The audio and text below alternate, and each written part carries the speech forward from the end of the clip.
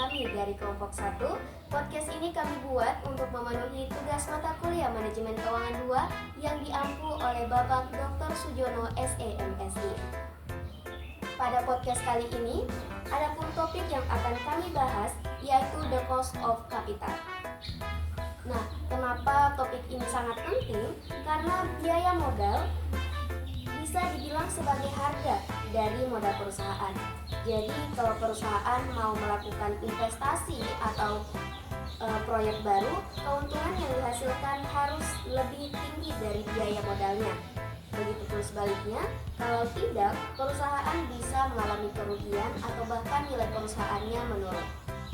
Hari ini saya tidak sendirian, saya Rika Raudianaspa dengan NIM D1C124173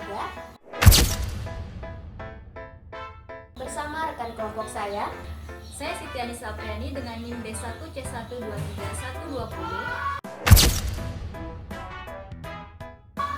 Halo, saya Wali Siti Fadila dengan NIM D1C124190 dan Halo, nama saya Susan Oke dengan NIM D1C124186. Sebelum kita masuk ke materi serius tentang cost of capital, aku mau ngajak pemanasan dulu nih. Kita main ya, tebak-tebakan finansial versi anak akuntansi. waduh, aku deg-degan banget nih Rip. Pertanyaannya lucu apa penuh hitungan Excel nih? Tenang Dil, jawaban salah nggak masalah, yang penting pede dulu nggak sih? Asal jangan sampai dosa akademik aja ya. Oke, pertanyaan pertama, menurut kalian nih, modal paling mahal di dunia itu apa? Yang pertama tuh ada uang sendiri, yang kedua pinjaman bank, yang ketiga dana dari investor, atau ngutang ke mantan. Kalau ngutang ke mantan, bunganya bukan persen, tapi kenangan. Aku sih mau jawab B ya, soalnya bunga bank tuh auto jalan, bahkan pas kita lagi rebahan nggak ngapa-ngapain gitu. Kalau dari teori sih semuanya bisa mahal tergantung risikonya ya. Tapi kalau dia itu risikonya emosionalnya lebih tinggi dari beta saham ya. Oke, jawaban kalian lucu banget nih, tapi jawaban paling benar sebenarnya modal yang dipakai tanpa mikir dulu. Karena berapapun biayanya, kalau nggak dihitung dulu, pasti jadi mahal di belakang. Wih, filosofi kapitalis bijak nih. Oke, next. Jawab cepat ya. Misalnya nih, kalau kamu punya uang 100 juta sekarang, tapi ditawari 200 juta tahun depan, kamu ambil nggak? Gantung, hitungnya berapa persen tuh? Buat aku tergantung siapa yang nawarin sih. Kalau Pak RT aman, kalau teman malam aku lari. Nah ini nyambung ke konsep time value of money. Duit sekarang itu lebih berharga daripada duit nanti, kecuali returnnya jelas sih. Exactly. Makanya perusahaan pakai cost of capital buat mikir kayak gini. Worth it nggak kalau aku nunggu setahun cuma buat dapat uang double? Kalau returnnya di bawah standar mereka, ya mereka tolak nggak sih? Oke, pertanyaan terakhir nih sebelum kita masuk ke materi serius. Kalau kalian dikasih pinjaman 1 miliar buat bisnis, tapi syaratnya harus dibalikin dengan bunga 10% per tahun, berani nggak kalian ambil? Berani nggak? Kalau tahu bisnisnya bisa kasih return di atas 15% sih aku ambil ya.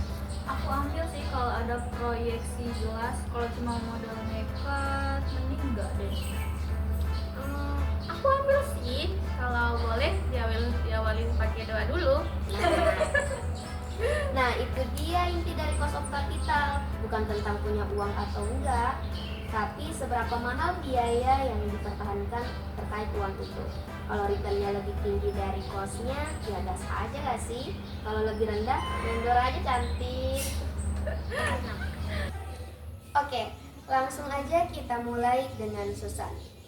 Oke, terima kasih Rif. Jadi, teman-teman, cost of capital adalah tingkat pengembalian minimum yang diminta oleh investor atau kreditor. Dalam bahasa sederhana, ini adalah harga yang harus dibayar perusahaan untuk menggunakan dana jangka panjang, baik yang berasal dari utang, saham preferen, saham biasa, maupun laba ditahan. Kenapa sih itu penting banget? Karena biaya modal menjadi patokan standar dalam pengambilan keputusan investasi. Kalau return sebuah proyek lebih tinggi dari biaya modal, proyek layak dijalankan. Begitupun sebaliknya. Kalau misalkan proyeknya lebih rendah, proyeknya itu tidak layak untuk dijalankan. Contohnya, perusahaan ingin membangun pabrik dengan estimasi return-nya 12%. Sementara biaya modal perusahaannya itu 10%. Karena 12% itu lebih besar daripada 10%, proyek tersebut layak. Tapi kalau return-nya hanya 8%, maka proyek sebaiknya ditolak. Dalam keuangan perusahaan, biaya modal atau cost of capital ini sangat penting. Di bab 9 di buku Zotter menjelaskan bahwa biaya modal merupakan biaya pendanaan perusahaan, yaitu tingkat pengembalian minimum yang harus diperoleh dari suatu proyek agar nilai perusahaannya meningkat. Ketika investor menanamkan dana ke perusahaan, baik dalam bentuk saham, obligasi, maupun pinjaman, mereka mengharapkan return atau imbal hasil sebagai kompensasi atas risiko yang mereka tanggung. Nah, return yang diharapkan investor inilah yang menjadi biaya bagi perusahaan. Artinya, biaya modal bukanlah biaya yang tampak seperti pengeluaran kas langsung, tetapi merupakan tingkat pengembalian yang harus dihasilkan perusahaan agar dapat memenuhi harapan para penyandang dananya. Dalam bab 9, cost of capital juga dijelaskan bahwa biaya modal adalah pengembalian minimum yang harus diperoleh proyek untuk meningkatkan nilai perusahaan. Kalimat itu berarti setiap proyek investasi yang dilakukan oleh perusahaan harus menghasilkan return minimal sebesar biaya modalnya. Mengapa disebut minimum? Karena jika proyek hanya mampu memberikan pengembalian di bawah biaya modal, maka proyek tersebut tidak dapat menutupi biaya dana yang digunakan, dan akibatnya nilai perusahaan akan turun. Sebaliknya, jika proyek menghasilkan pengembalian yang lebih besar daripada biaya modal, maka proyek itu menciptakan nilai tambah bagi perusahaan dan pemegang saham. Dalam bagian overview of the capital Nggak apa-apa, bisa dipotong. dalam bagian overview selanjutnya dalam bagian overview of the cost of capital dijelaskan bahwa ketika investor memberikan dana kepada perusahaan, mereka melakukannya dengan harapan akan memperoleh pengembalian tertentu. Return yang dibutuhkan investor itu adalah biaya modal yang harus dibayar perusahaan. Proyek dengan pengembalian di atas biaya modal akan meningkatkan nilai perusahaan, sedangkan yang di bawahnya akan menurunkan nilai perusahaan.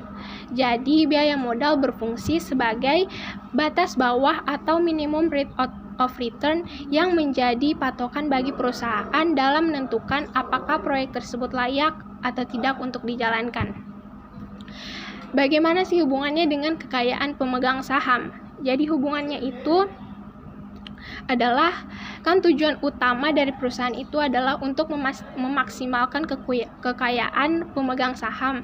Untuk mencapai tujuan tersebut, perusahaan itu harus memilih proyek investasi yang memberikan nilai sekarang, yaitu present value, yang lebih besar daripada biayanya. Nah, untuk menghitung nilai sekarang itu dibutuhkan tingkat diskonto atau discount rate. Dan tingkat diskonto yang digunakan dalam penilaian proyek tersebut adalah biaya modal perusahaan. Artinya, ketika perusahaan mendiskontokan arus kas masa depan dengan menggunakan biaya modal, maka perusahaan sedang menilai apakah proyek ini dapat menghasilkan pengembalian yang lebih tinggi daripada apa yang diharapkan oleh investor. Jika jawabannya iya, maka kekayaan pemegang saham akan meningkat. Kalau tidak, berarti proyek tersebut justru akan mengurangi nilai perusahaan. Nah, jadi Susan, kalau return proyek lebih rendah dari cost of capital, nilai perusahaan justru bisa hancur atau bagaimana? Exactly. Itulah kenapa manajer keuangan harus lebih hati-hati. Cost of capital bukan sekedar angka, tapi dasar semua keputusan investasi. Aku tambahin sedikit ya. Biaya modal juga dipengaruhi oleh struktur modal. Kalau perusahaan banyak memakai utang, biasanya tuh biaya modalnya tuh lebih rendah karena ada bunga utang yang bisa mengurangi pajak. Tapi ada resiko yang ikut meningkat juga sih. Benar, jadi ada trade-off yang harus diperhatikan. Oke, baik. Dari penjelasan Susan tadi, kita bisa simpulkan bahwa cost of capital adalah batas minimal pengembalian yang harus dipenuhi perusahaan agar proyek itu bisa dikatakan layak. Kalau di bawah itu, proyek justru bisa menurunkan nilai perusahaannya. Oke, selanjutnya kita beralih ke Kanisa nih.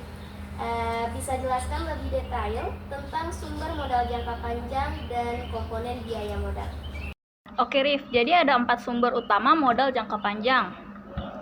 Nah, di buku Suter ini ada 4, yang mana itu utang jangka panjang, saham preference, saham biasa, dan laba ditahan. Yang pertama itu utang jangka panjang. Nah, ini tuh biaya yang terkait dengan dana baru dan dikumpulkan melalui pinjaman jangka panjang. Nah, cara menghitung biaya jangka panjangnya tuh yang pertama kita harus tahu dulu nih berapa sih biaya sebelum pajaknya. Nah, biaya ini tuh lebih tinggi daripada imbal hasil yang diterima investor karena ada biaya flotasi atau penerbitan. Nah, dalam menentukan biaya sebelum pajak ada 2 cara. Yang pertama bisa menggunakan kuotasi pasar. Nah, ini dilihat dari yield to maturity-nya atau yield ATM pada obligasi yang ada dari perusahaan. Yang kedua bisa menghitung biaya secara langsung. Ini menghitung ATM pada obligasi baru secara langsung, ini harus menggunakan hasil yang bersih. Nah, setelah kita tahu nih berapa sih biaya sebelum pajaknya, kita bisa menghitung biaya setelah pajak dengan rumus seperti ini. Nah, teman-teman bisa melihat bahwa RD ini adalah biaya sebelum pajaknya dan T ini adalah tarif pajaknya. Kita bisa masukkan contoh yang mana biaya sebelum pajaknya itu 6,177% dikali dengan dalam kurung 1 kurang 0,21. Nah, 0,21 ini adalah tarif pajaknya yang mana 21%. Nah, biaya utang setelah pajak adalah biaya yang relevan karena pembayaran bunga adalah biaya yang dapat dikurangi dari pajak, mengurangi kewajiban pajak, dan biaya real yang lebih rendah daripada tingkat bunga yang dibayarkan kepada pemegang obligasi. Nah, berikutnya itu biaya saham preference. Pemegang saham preference diberi hak untuk menerima dividen sebelum perusahaan membagikan pendapatan apapun pada pemegang saham biasa. Biaya saham preference adalah rasio dividen saham preference terhadap hasil bersih perusahaan dari penjualan saham preference. Nah, rumusnya itu seperti ini. Teman-teman bisa melihat bahwa RP itu adalah biaya saham preference, DP dividen dolar per tahunan, dan NP adalah hasil bersih atau neto dari penjualan saham. Nah, misalnya DP-nya itu 6,4 dibagi dengan neto 77,50, hasilnya adalah 8,258%. Nah, ini adalah biaya saham preference-nya. Berikutnya adalah rate of return atas saham biasa. Nah, ini memperhitungkan biaya penerbitan saham baru. Ada 2 bentuk pembiayaan saham biasa. Yang pertama laba ditahan dan yang kedua penerbitan saham biasa baru. Nah, rumusnya juga seperti ini. Teman-teman bisa melihat bahwa RS ini adalah imbal hasil yang disyaratkan atas saham biasa. Lalu D1 ini dividen yang diharapkan dalam 1 tahun. P0 adalah nilai pasar saham biasa. Dan G tingkat pertumbuhan konstan dividen. Nah, teman-teman perlu ketahui ada korelasi antara rate of return antara biaya laba ditahan dan biaya penerbitan saham baru. Nah, biaya laba ditahan sama dengan rate of return saham biasa. Investor yang menerima laba ditahan akan menginvestasikan di tempat lain jika tidak dapat memperoleh pengembalian yang sama di perusahaan itu. Nah, kalau biaya penerbitan saham baru, biaya ini tuh lebih tinggi karena ada biaya flotasi. Berarti perusahaan perlu menghasilkan imbal hasil yang lebih tinggi untuk menutupi biaya-biaya tambahan dan tetap memenuhi ekspektasi investor. Nah, terakhir itu adalah biaya modal rata-rata tertimbang atau WACC. Nah, nanti semua biaya-biaya ini yang telah saya sebutkan ini akan dihitung dengan proporsinya dalam struktur modal perusahaan lalu menjumlahkan semua hasilnya. Nah, jadi Kak, dalam artian ini tiap sumber modal punya biaya sendiri ya? Nah, betul sekali. Inilah alasan kenapa kita perlu menggabungkan semua biaya modal melalui perhitungan WACC. Oke, jadi jelas ya teman-teman bahwa tiap sumber modal itu baik utang, saham preferen, saham biasa maupun laba ditahan punya biayanya masing-masing. Semuanya nanti akan digabung lewat perhitungan WACC. Oke, sekarang giliran Fadila nih. Fadila bisa jelaskan tentang WACC kepada saya, persilakan. Tentu Rif, WACC ini atau Weighted Average Cost of Capital adalah rata-rata tertimbang dari semua biaya modal perusahaan. Artinya, setiap jenis modal dikalikan dengan bobotnya dalam struktur modal, lalu dia dijumlahkan. Nah, contohnya itu 40% utang dengan after tax cost of debit, dia sebanyak 6%. Jadi 10% saham preferen dengan cost 9%, 50% ekuitas dengan cost 20%, dengan cost 12%, maka WACC-nya itu sama dengan 0,4 dikali 6%, ditambah 0,1 dikali 9%, dan ditambah 0,5 dikali 12%, sama dengan dia 9,3%. Artinya, perusahaan harus mendapatkan return minimal 9,3% agar banyak dianggap menguntungkan. Itu yang disebut 100 rate kan? Nah, betul. Jadi WACC sering dipakai sebagai patokan minimum return. Kalau return proyek lebih tinggi diterima, kalau rendah maka dia akan lebih banyak ditolak. Tapi apakah WACC selalu jadi hurdle rate? Tidak selalu, Kak. Kalau risiko proyek jauh berbeda dengan risiko rata-rata perusahaan, maka WACC ini harus disesuaikan. Oke, jadi penjelasan Fadila tadi menarik banget ya. Jadi WACC ini bukan cuma angka rata-rata, tapi menjadi alat penting untuk menilai seberapa besar pengembalian yang harus dicapai supaya proyek bisa diterima. Namun perlu diingat nih, bahwa WACC juga harus disesuaikan dengan risiko tiap proyeknya. Nah, sekarang giliran saya nih teman-teman. Tadi kan kita sudah bahas konsep dan rumusnya. Sekarang saya mau bahas sisi praktis dan etisnya, karena dua hal ini juga nggak kalah penting. Nah, yang pertama dari sisi praktik di dunia bisnis. Cost of capital digunakan buat mengevaluasi proyek investasi, misalnya lewat metode NPV atau IRR. Jadi yang pertama itu dari sisi praktik di dunia bisnis, ada cost of capital yang digunakan buat mengevaluasi proyek investasi. Misalnya nih, lewat metode NPV atau IRR, kalau hasil perhitungan NPV-nya positif, artinya return proyek lebih besar dari WACC. Proyek itu bisa diterima.